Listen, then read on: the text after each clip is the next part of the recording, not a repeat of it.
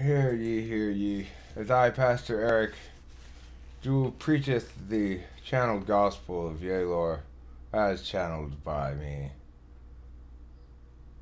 It's a church of flexible faith, and no mortal, no matter how eloquently he renders the channeled truths of Yalor, can ever truly know the will of Yalor. But I hereby channel it nevertheless, as such is my duty as one of myriad pastors of this faith. Let it here be told how it was that it came to be that the truths of Yalor did spill upon us from the heavens above and from beneath the ground below, that we found ourselves ankle deep in them, unsure whether we ought to dry our feet or submerge ourselves further.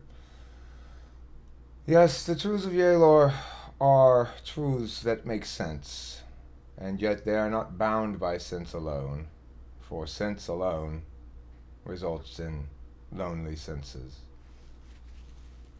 Loneliness is not a virtue in the Yalorian Church. If you are experiencing loneliness, Yalor's will upon you, go out and do something. Yea, it be told, yea, it be said, yea, it be heard, yea. Perhaps join GoToMeeting. I don't know. I'm no expert. I'm just a pastor here in the Church of Flexible Faith, preaching the gospel of Yalor. Yea, but it is told. And yea, but lo, but yea, but lo, behold. Forthwith thus the words of channeled Yalorian gospel spatter forth. And so it was that Yalor knew there was truth, and there was other truth, and that the two were not the same. There lay between them a bridge, and that bridge is the identity bridging truths. Which truths? Which is more true? Well, truths come in multiple flavors. There's exclusive truth. There's non-exclusive truth. There's individuated truth. Contextually specific truth. Universal truth. And truth that just goes better with butter. Yalor speaketh, we know not which truths. We know just that they are never wrong. Let us speak further on this matter of truth.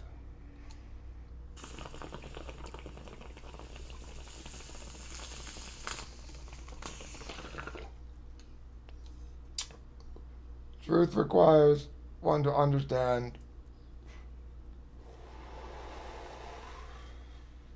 the statements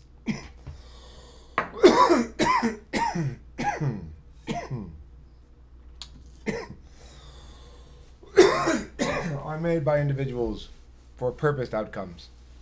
And lo, and yea, and lo, but the preaching must be interrupted briefly.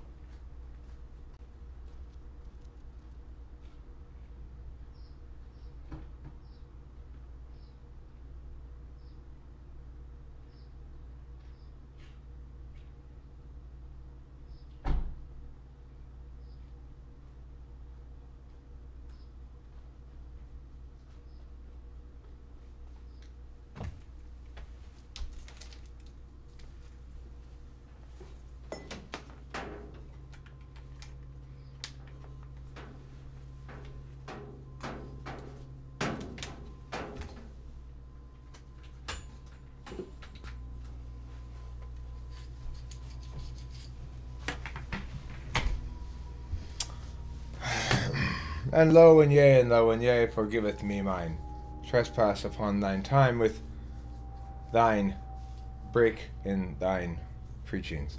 Anyhow, lo and yea, let it here be said, that people do things for different reasons. Yea, but this is the wisdom of yea, Lord. People do things for different reasons. If I am talking about buying something, people buy things for different reasons. I spake it this morning or last night with one Barry, and he voiced concerns, explaining that people wouldn't buy any of the collectibles from the collectibles market. And I said, I've got multiple reasons why they will, or might. And he said, in response to those reasons, but that's blah blah blah, not logically consistent with blah blah blah blah blah. And I said, Barry, those people are not you. They might make decisions for different reasons.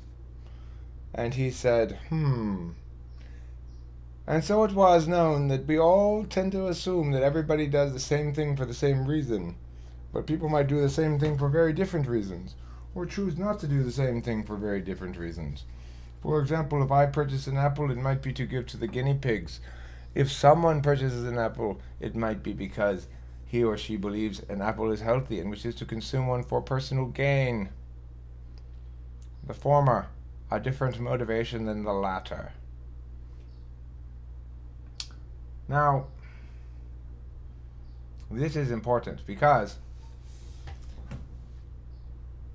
it's true of all things. We draw conclusions regarding the intentions of others based on how we think we might behave in a comparable situation. But lo and yea and lay and yo,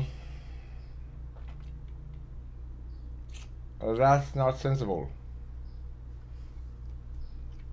It's true. I think so anyway.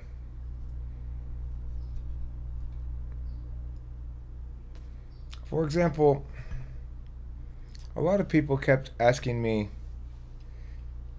but why exactly would anyone want to watch your YouTube channel? And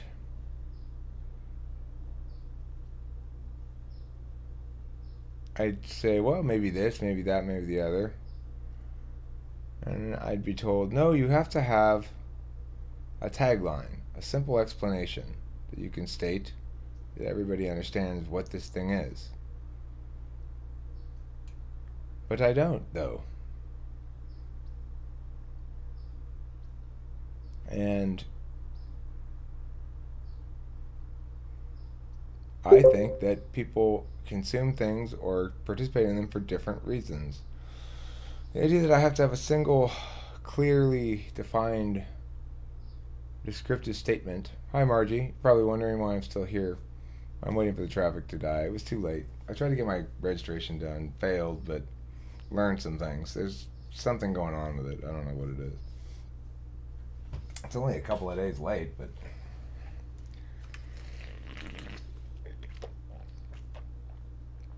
yeah, that's why I'm still here. I got on the freeway at 2. Was gonna go, and like almost immediately it hit like stop. So I'm like, fuck it. Eric, be smart. This is so dumb. You're gonna sit in traffic for 3 hours to get out of LA. I just wait until 8 o'clock. So that's what I'm gonna do. I'm glad I did. I feel smart instead of stupid. Because the thing is, if I had done that, 15 minutes of traffic driving is like an hour of regular driving. In terms of strain, spiritual strain.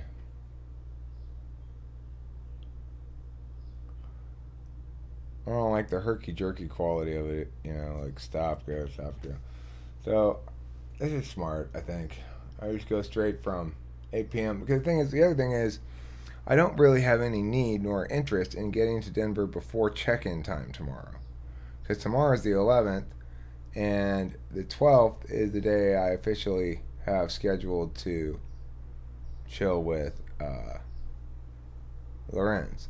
So, I'm anticipating getting there tomorrow after check-in time, sleep in, sleeping hard, sleeping late into the night, maybe all night in the morning, and then getting up the next day fresh for the 12th. It just didn't make any sense to leave when I was leaving. I still got the car all packed up. The only thing I brought back inside here is the laptop and a couple little things I gotta remember to take with me.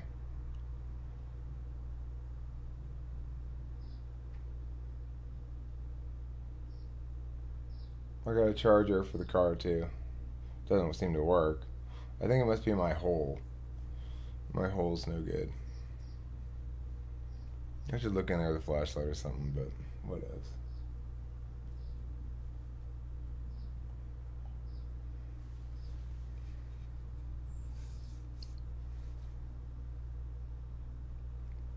So anyway, I tend to think that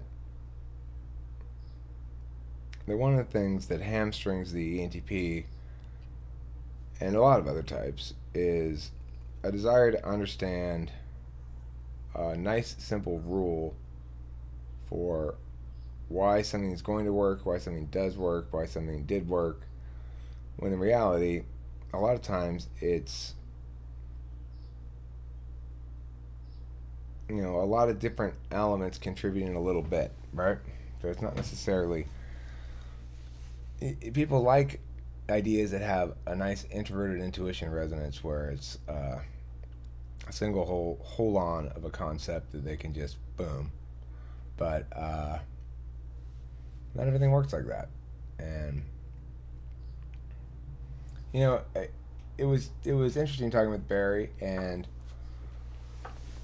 I think very revelatory the differences between types, because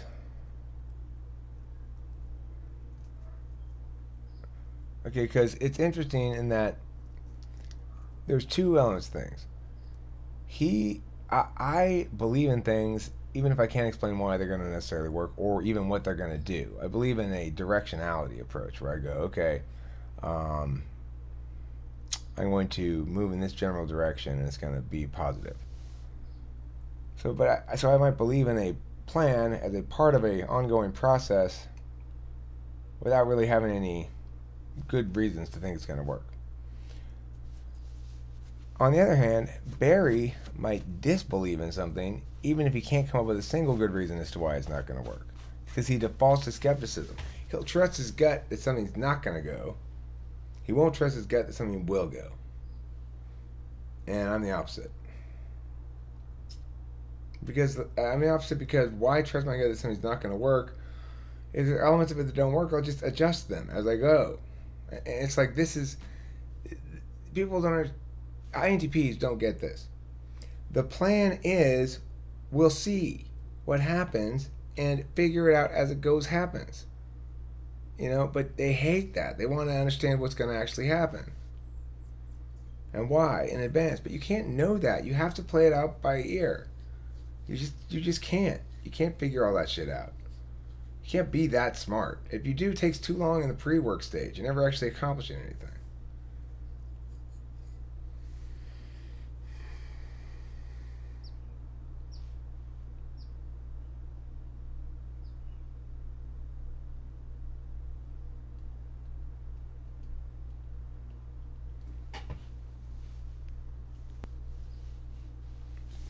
Or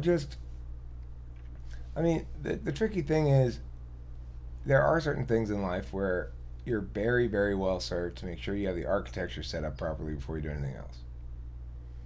But other things, you just have to be aware of the fact that, I think so. I don't know if they're pessimists, but they're very risk averse. And ENTPs are not risk averse. I don't want to take stupid risks. I don't want to throw money away. But the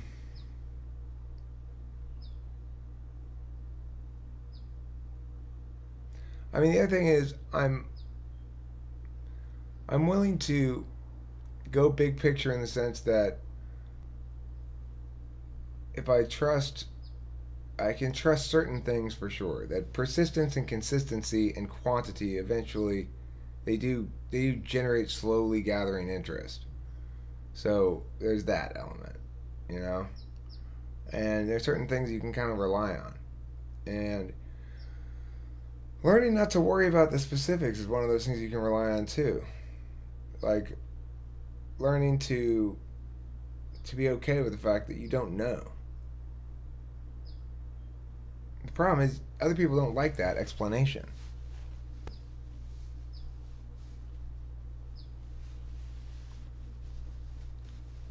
Well, I mean, I'm in the thinking triad. I'm in the head triad. 7. I'm not risk averse. 5, 6, 7 are the head, aren't they? 5 and 6 are risk averse. 7 is not.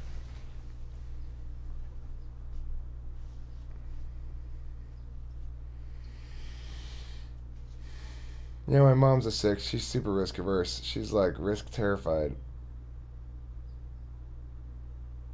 Are you a 6 too, Megan? Oh. That's cool. You're gonna go do some nesting. What? Nesting in his ass. Hi, Zach, attack.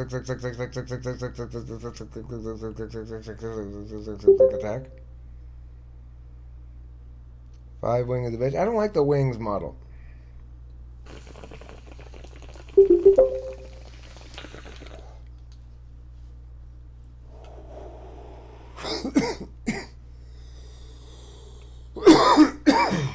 It's because you want 5. You don't want to be a 4, 6, 1.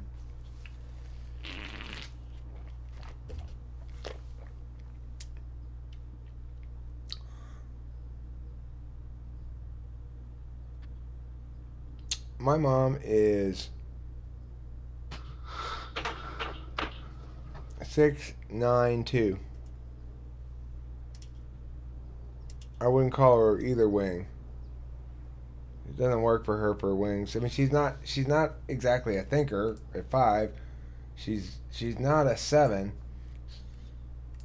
Megan, you can't be a 683. Yeah, you could. That's okay. Can you? Yeah. Oh, you can't? Oh shit, sorry. Don't listen to me. 683. 683. Then that means you're safe, angry, and high achieving. I get confused. For some reason, I keep thinking that 6 and 8 are in the same triad.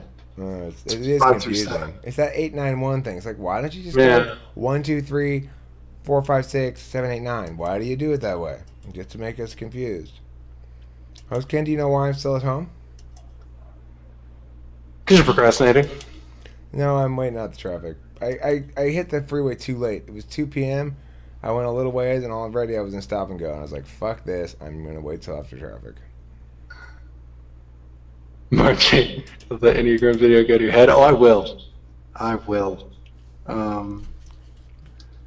Actually, Patrick had done a video with he just recently did a video with an ENFJ. She has her own channel, and I was wanting to talk to her a bit, so I sent her a message, and as part of my sort of portfolio, I was like, here's an example of the tedious and purely academic work that I do for the Talking with Famous People channel, and then I linked the Enneagram video.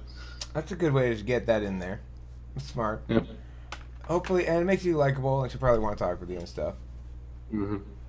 You got a kind of a sexy blur about you too these days, Ken. I don't know if your camera is got grease on it or what, but the last couple of videos I've seen, you have that like soft light that old 40-year-old actresses get around them, so they don't see that wrinkled there. It's fuck, I don't know what it is. It's something. I'm trying to remember what I was supposed to call it. Is it gauzy?